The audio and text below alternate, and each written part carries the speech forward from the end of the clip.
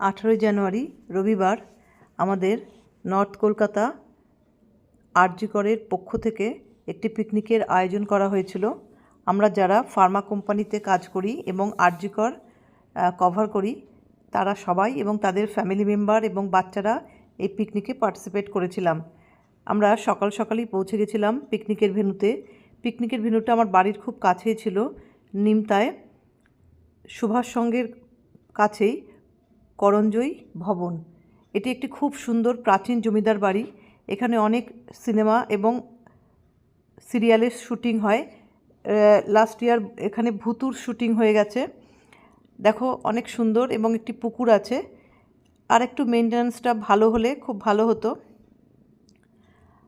আর আমরা সারাদিন খুব এনজয় করেছি। সকালবেলায় ব্রেকফাস্টে ছিল লুচি, আলু মটরশুঁটির তরকারি এবং মিষ্টি। দুপুর মাঝে ছিল ফিশ ফিঙ্গার এবং চিকেন পকোড়া এবং তারপরে ভাত, ডাল, মাটন কষা। খুব এনজয় করেছি আমরা সবাই মিলে।